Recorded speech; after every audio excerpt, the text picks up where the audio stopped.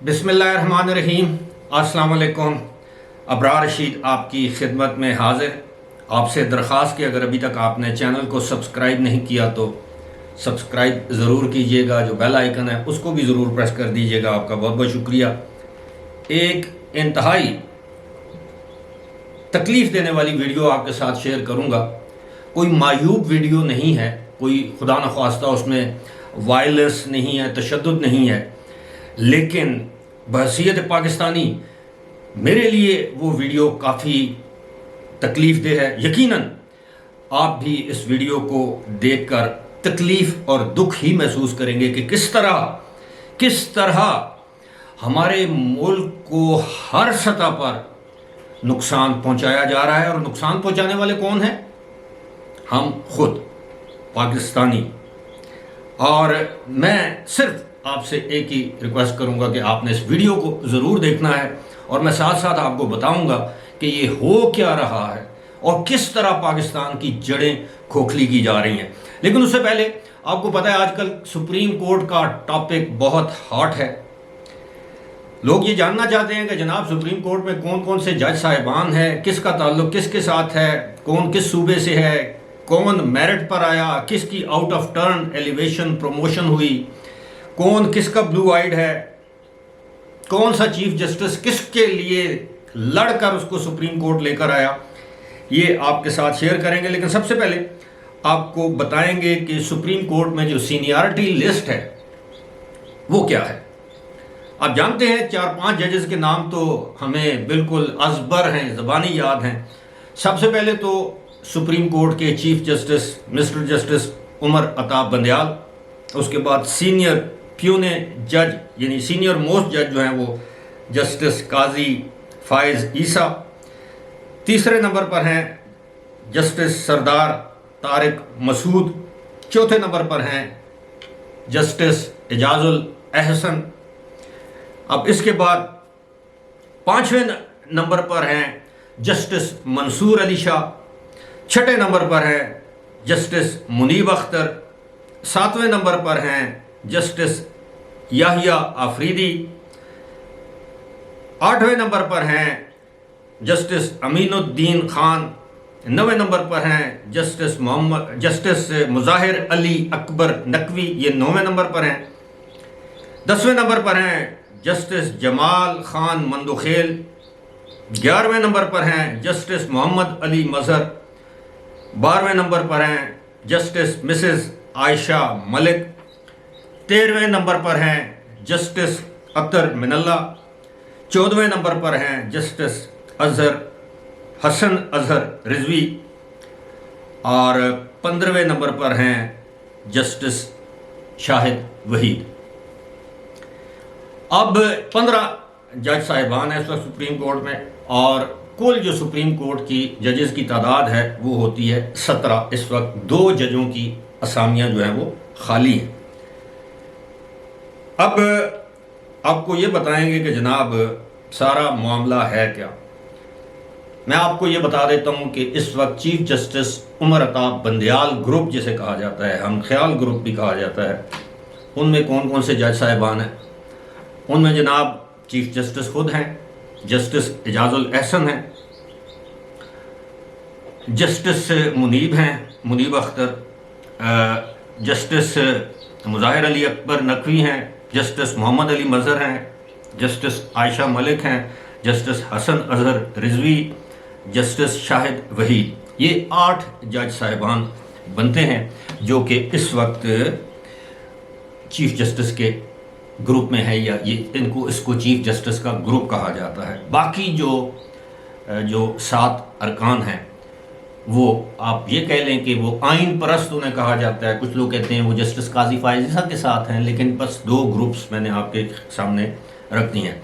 अब इनमें मुस्तकबिल में चीफ जस्टिस अगर कोई अनहोनी ना होगी तो किन किन जज साहिबान ने मुस्तकबिल में चीफ जस्टिस बनना है। काजी फाइज ईसा ने चीफ जस्टिस बनना है। सरदार तारिक मसूद काजी फाइज ईसा के चीफ जस्टिस की मुद्दत के रिटायरमेंट से पहले ही वो रिटायर हो जाएंगे। उसके बाद जनाब जस्टिस मंसूर अली शाह ने चीफ जस्टिस, उसके बाद जस्टिस एजाजुल एहसन ने चीफ जस्टिस बनना है। پھر جسٹس منصور علی شاہ نے چیف جسٹس بننا ہے، جسٹس منیب نے چیف جسٹس بننا ہے، اور جسٹس یا آفریدی نے چیف جسٹس بننا ہے۔ پھر اس کے بعد دیکھیں گے 65 سال کی عمر تک کون کون سے جج صاحبان پہنچتے ہیں، کون سے نئے جج صاحبان آتے ہیں، یہ ایک لمبی کہانی ہے۔ ان میں جو بون آف کنٹینشن جسے کہا جاتا ہے کہ 4 ایسے جج صاحبان ہیں جو کہ جونیئر بھی تھے اور ان کو ایلیویٹ کیا گیا۔ ویسے تو دیکھا جائے تو 5 بنتے ہیں، کیونکہ جسٹس منیب بھی کافی جونیئر تھے، ان کو جسٹس 8 اگست 2018 کو جسٹس اس وقت ثاقب نثار سندھ ہائی کورٹ کے جونیئر جج تھے جسٹس منیب اختر، اور ان کو وہ سپریم کورٹ لے آئے تھے ایلیویٹ کر کے۔ یہاں پر یہ بتاتا بھی چلوں کہ یہ جو جسٹس منیب اختر ہیں، ان کے جو سسر ہیں خالد انور، یہ سابق وفاقی وزیر قانون بھی رہے ہیں، اور ان کی بہت بڑی لا فرم ہے خالد انور اینڈ کو، یعنی خالد انور اینڈ کمپنی، یہ لا فرم ہے۔ یہ اس میں پریکٹس بھی کرتے تھے، سندھ ہائی کورٹ کے جج بنے، اور اس کے بعد یہ یہاں تک سپریم کورٹ تک پہنچ آئے۔ اب جناب بات کرتے ہیں جو جونیئر جج صاحبان ہیں جن کے بارے میں کہا جاتا ہے کہ جناب یہ بڑی زیادتی کی گئی۔ اس میں محمد علی مظہر ہیں، عائشہ ملک ہیں، حسن اظہر رضوی ہیں، شاہد وحید ہیں۔ یہ محمد علی مظہر جو ہیں یہ وہاں سے میرا ذاتی خیال ہے کہ ان کو میرا خیال خبر بھی یہی ہے کہ ان کو سندھ ہائی کورٹ سے لایا گیا۔ اسی طرح عائشہ ملک لاہور ہائی کورٹ سے لائی گئیں، حسن اظہر رضوی یہ بھی سندھ ہائی کورٹ سے لائے گئے، اور شاہد وحید ان کو لاہور ہائی کورٹ سے لایا گیا۔ اور آپ کو یاد ہوگا کہ پشاور ہائی کورٹ کے چیف جسٹس جو اس وقت سینئر موسٹ جج بھی تھے، جسٹس کیسر رشید خان، ان کو ایلیویٹ نہیں کیا گیا، لیکن بالآخر اسلام آباد ہائی کورٹ کے چیف جسٹس جسٹس جناب اطہر من اللہ کو ایلیویٹ کر دیا گیا۔ تو یہ ہے صورتحال سپریم کورٹ کی۔ بہت سے لوگوں کے علم میں نہیں ہوگا، لہٰذا میں نے مناسب سمجھا اس کا ذکر کر دوں۔ اب آتے ہیں جناب اس ویڈیو کی جانب۔ یہ ویڈیو آپ دیکھ رہے ہیں سائیڈ بائی سائیڈ، یہ ویڈیو ہے جناب پاک ایران بارڈر کی۔ اس میں آپ نے دیکھا ہوگا کچھ گاڑیاں الٹی ہوئی ہیں، تباہ ہو چکی ہیں۔ بنیادی طور پر یہ گاڑیاں ہزاروں کی تعداد میں روزانہ پاکستان سے کھاد، یوریا اور دیگر جو سامان ہے گندم وغیرہ لے کر جاتی ہیں ایران بارڈر پر، اور وہاں سے واپسی پر یہ پیٹرول اور ڈیزل لے کر آتی ہیں۔ کچھ لوگ کہتے ہیں کہ کپڑے اور دیگر سامان بھی لایا جاتا ہے ایران سے، یعنی یہ سمگل کیا جاتا ہے۔ یہ گاڑیاں ہزاروں کی تعداد میں آپ نے دیکھی ہیں یا دیکھ رہے ہیں۔ ان میں جو گاڑیاں آپ کو تباہ حال نظر آ رہی ہیں وہ اس طرح کے ایک برساتی نالہ ہے، یعنی غیر روایتی راستوں سے یہ انہوں نے اپنے راستے بنائے ہوئے ہیں۔ یہ لوگ جاتے ہیں، اور پھر اللہ کا اپنا نظام ہے، نیچر کا، فطرت کا، قدرت کا ایک اپنا نظام ہے۔ وہ برساتی نالے میں اچانک بارش ہوئی، کسی جگہ پانی آیا، ریلا آیا، تو یہ گاڑیاں تباہ ہو گئیں، بہہ گئیں۔ اس میں متعدد افراد کے بہہ جانے اور جاں بحق یا ہلاک ہونے کا بھی خدشہ ہے۔ اب یہ بھی کہا جاتا ہے کہ پاکستان سے بڑی مقدار میں ڈالر اور پاکستانی کرنسی ایران سمگل کی جاتی ہے، یعنی خرید و فروخت کے لیے۔ ویسے تو بارٹر ٹریڈ جسے کہتے ہیں، یعنی اجناس کے بدلے اجناس یا جنس کے بدلے جنس، یعنی یہاں سے یوریا، کھاد وغیرہ لے کر جاتے ہیں، اس کی قیمت لگتی ہے، اس قیمت کے عوض وہاں سے یہ ڈیزل اور پیٹرول حاصل کرتے ہیں، پھر پاکستان لا کر یہ بیچتے ہیں۔ دیگر اشیاء بھی وہاں سے لائی جاتی ہیں، لیکن پاکستان سے گندم بھی سمگل کی جاتی ہے ایران میں، ایران کے بارڈر کے علاقوں میں۔ پاکستان سے کھاد اور جو ہے وہ بڑی مقدار میں سمگل کی جاتی ہے۔ ڈالر بھی یہاں سے بڑی تعداد میں ایران پر، آپ کو پتہ ہے سینکشنز ہیں، وہاں تو ڈالر کی بڑی قلت ہے، پیٹرول وہاں پر ڈیزل سستا ہے، لہٰذا وہاں سے یہ ہزاروں کی تعداد میں یہ گاڑیاں ہیں۔ اب اس کا نقصان کس کو؟ اور یہ جو بزنس ہے، یہ جو غیر قانونی دھندا ہے، اب یہ مت سمجھیے کہ یہ کسی کے نوٹس میں نہیں ہے، اس میں باقاعدہ حصہ بقدر جسہ ہوتا ہے۔ آپ سمجھ رہے ہیں میری بات؟ حصہ بقدر جسہ کسے کہتے ہیں؟ یعنی جو border security forces, levies, custom, district management, police, F C, تمام ادارے جو ہیں وہ اس میں اپنا حصہ وصول کرتے ہیں۔ اب میں آپ کو کیا بولوں، بات تو سچ ہے مگر بات ہے رسوائی کی۔ آپ کو یاد ہوگا ایک ہمارے لیفٹیننٹ جنرل ریٹائر ہوئے تھے، جن کو بعد میں پیزے والا جنرل بھی کہا جاتا تھا، اور کچھ لوگ وہ پاپا جونز، اور پھر ان کو سی پیک اتھارٹی کا چیئرمین بھی بنا دیا گیا تھا، جنرل عاصم منیر جنرل وہ عاصم سلیم باجوہ، مطلب نام ایک جیسے ہیں تو میں معذرت خواہ ہوں، جنرل عاصم سلیم باجوہ۔ آپ نے یہ بھی سن رکھا ہوگا کہ انہوں نے اربوں، اب کچھ لوگ کہتے ہیں ڈالرز، لیکن اربوں روپے تو انہوں نے ضرور کمائے۔ پھر اب آپ سمجھتے ہیں کہ وہاں پر معاملات کیا ہوتے ہیں اور کیسے۔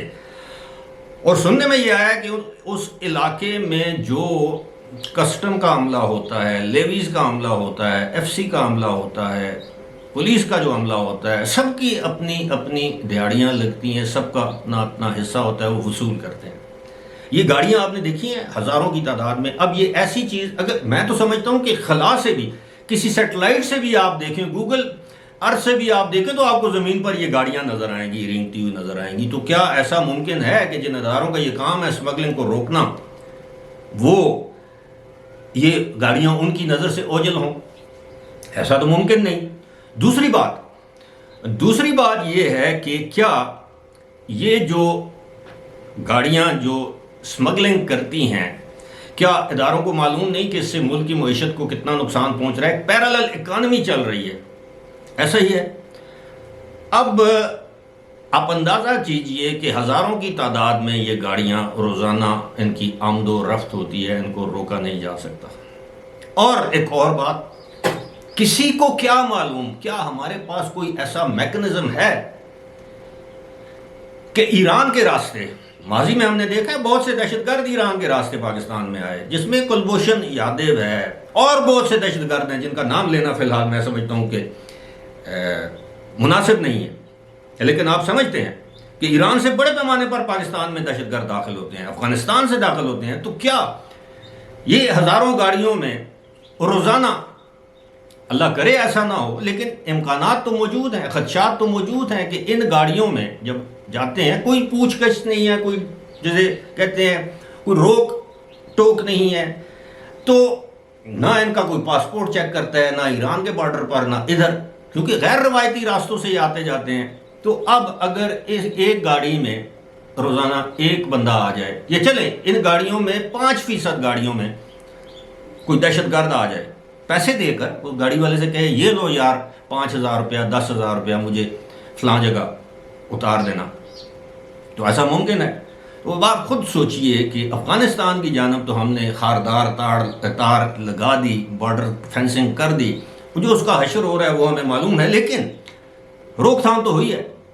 ایک جانب ہماری گورنمنٹ، ہماری نیشنل سیکیورٹی کمیٹی، ہماری فوج کمیٹڈ دہشت گردی کے خلاف جنگ میں، دوسری جانب اس سے بڑی دہشت گردی کیا ہوگی؟ اکنامک دہشت گردی جسے آپ کہتے ہیں، معاشی دہشت گردی، اکنامک ٹیررزم، کہ ملک کو ایک ایسے طریقے سے نقصان دیا جا رہا ہے کہ ملک بلیڈ بھی کر رہا ہے، یعنی اس کے جسم سے خون بھی رس رہا ہے اور کسی کو احساس بھی نہیں،